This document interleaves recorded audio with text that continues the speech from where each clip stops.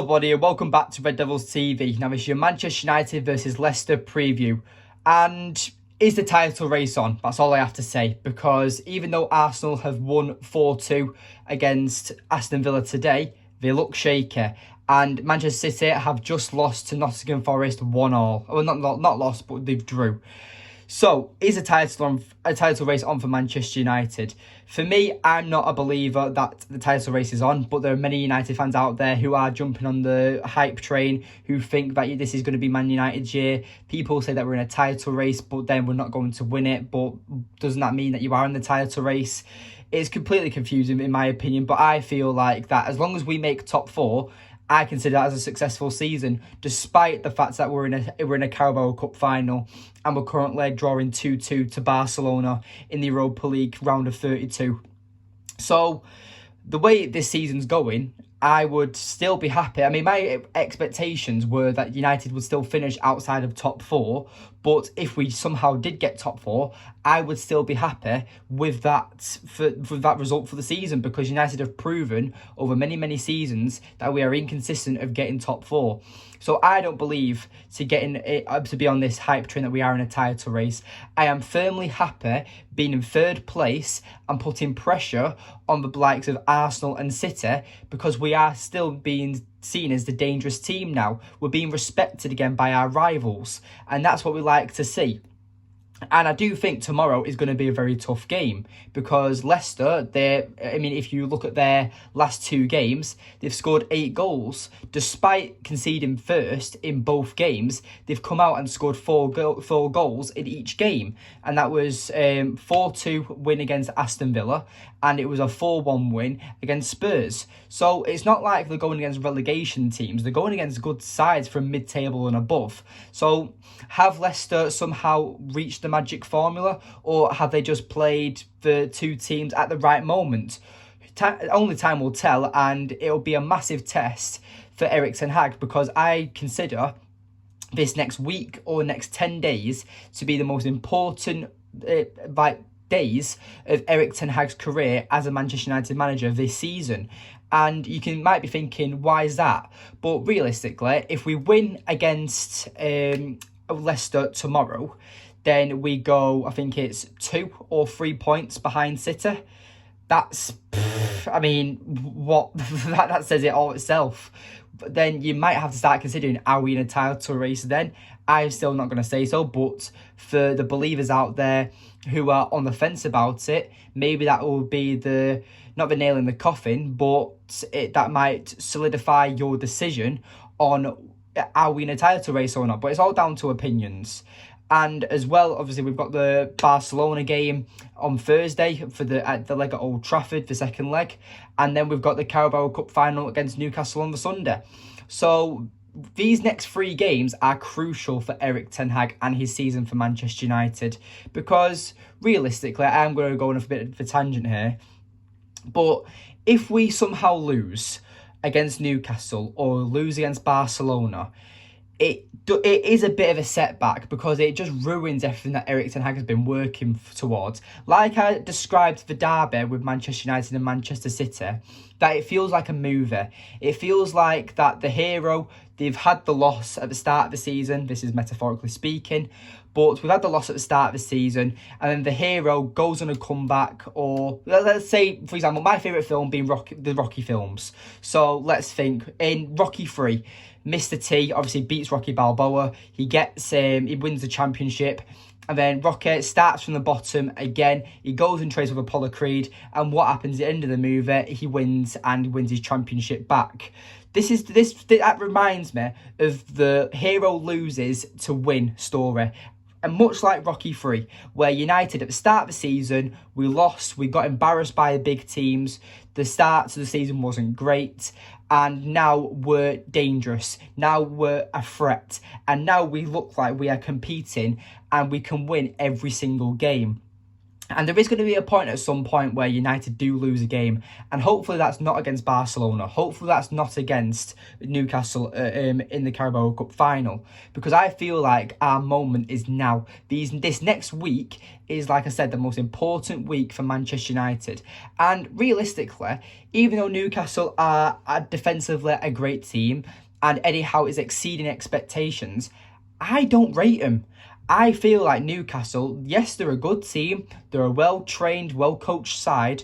But I think there's something about them. They haven't been enough. They haven't been in the pits like Manchester United. They haven't experienced finals. They haven't experienced going deep into competitions. This is their first season in a very long time where they've reached a final in a competition.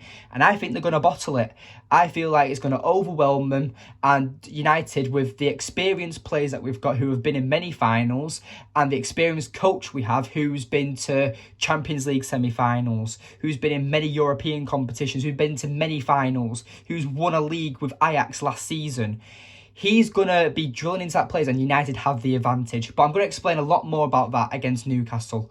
Because obviously we need to focus on the Leicester game. So like I said, Leicester are currently in a good position.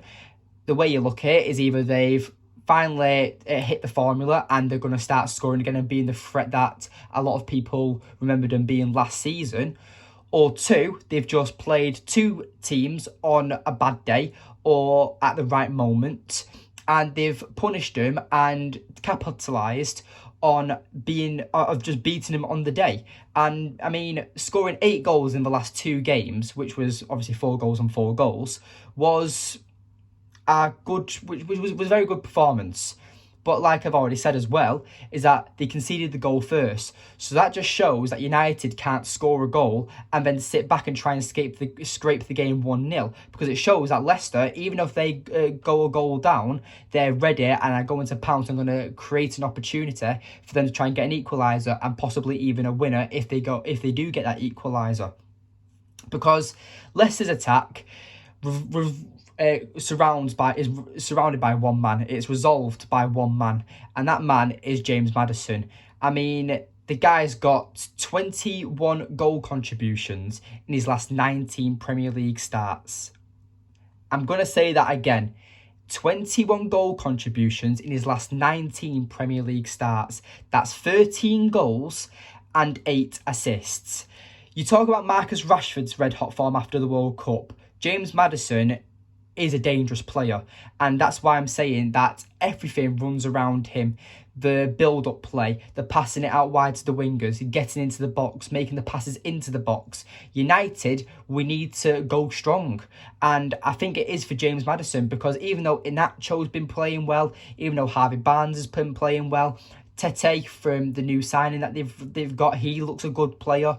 But Maddison is a player that we cannot underestimate, because if we give him that space, he can ping a ball for about 25 yards and then can create a serious chance, or he can hit a rocket for a shot. Maddison's a very dangerous player, and United need to be careful with him because we can't give him that space.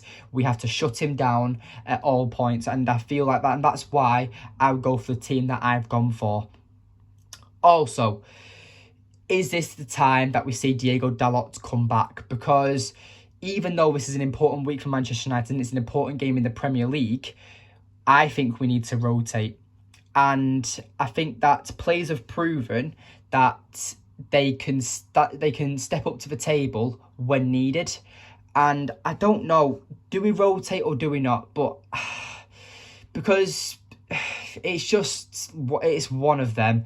I mean, after the Newcastle game, like once we've got this week out of the way, is when the pressure isn't as on as for Ten Hag, because we've got the FA Cup and that's when we can rotate. Because I think the Wednesday after the final, I think it's on the 1st of March, we play West Ham in the FA Cup. That's a trophy we can sacrifice there and then, because realistically the FA Cup isn't a very important cup, and if we've just come back on a win from the Carabao Cup, we should play the likes of Palestra, Garnacho, Mainu, players who deserve a chance, like Harry Maguire, Lindelof. like players who just deserve some game time and give our main stars a rest because we play Liverpool the following Sunday after the Newcastle game. So it's a very, very tough week after the Carabao Cup for United. So it really depends on how Erik ten Hag sets up. Does he rotate? Does he not? Because again, we've got players out injured in the likes of Anthony Martial, Antony, Scott McTominay. These players that, and obviously Casemiro still suspended. This is the last game Casemiro suspended. So when you think about it, our bench again for this game looks very, very weak. So it really depends on how Erik ten Hag sets up. Do I think he'll go strong? Yes. Would I rotate? Yes. Who would I play? This would be my team. I'd be playing David De Gea. I'd be playing Diego Dalot. I wouldn't drop Wan-Bissaka. I would just rest him because I felt like he had a very tough game against Barcelona and I would want him fully fresh for the game on Thursday. And then you could between the game against Leicester and the game against Barcelona, whoever has the better performance can probably play in the final. Even though I think Aaron Wan-Bissaka deserves it, if he has a stinker against Barcelona on Thursday and Diego Dalot has a brilliant performance against Leicester, or vice versa, if they swap in, Dalot plays against Barcelona and Wan-Bissaka plays against Leicester, then that I think you've just got to play your better informed right back because you're only as good as your last game. But I think he's going to go for Varane and I think he's going to go for Martinez. I won't be surprised though if he does go for Maguire. I would not be surprised because like I've said, it happened against Leeds. He did pick Maguire. Maguire did have a good game, I think, against Leeds at Ellen Road. But would it surprise me if he doesn't rotate? No. But if he did pick Maguire, would it also surprise me? No. So, yeah, but I do think Martinez is set to start because, again, he didn't play on Thursday due to his suspension. So he'll be back in the team. Do you play Luke Shaw or Malacia is a question. And I think he is going to go for Luke Shaw. I think that Luke Shaw is a key player for us. And I think the likes of Malacia might play on Thursday instead. But like I said, only time will tell. But I do think Luke Shaw will play. I think it'll be a midfield duo of Fred and Sabitzer. I mean, Sabitser's back. I think he's going to play very, very well. I just know that he's got limitations at the moment because he is having to sit back with Fred as a duo because Casemiro isn't doing the role that Casemiro does best. So we are going to have our limitations despite our injuries we've already got. So yeah, Fred and Sabitzer in the midfield. I do think he'll play Bruno Fernandes, Jadon Sancho, Marcus Rashford and Wout Weghorst. It only depends on the back four is my take on it. I don't think he'll play Lindelof, but like I've said, I think that Luke Shaw and Martinez are set to start, so the left side's pretty much covered. It's just the right back and right centre half. It depends if Maguire starts and over Varane, which I think is just due to rotation. And two is who plays. Is it Dalot just getting him back through that injury, or is it the more informed Aaron Wan-Bissaka? But only time will tell. I've already explained the players that I think it'll be. But realistically, I think that we just need to be careful because if you are looking on points-wise, Leicester have probably got the best goal difference over the last two games. They're playing really, really well. And they probably are, over the last two games, the most informed team if you do want to go off stats-wise.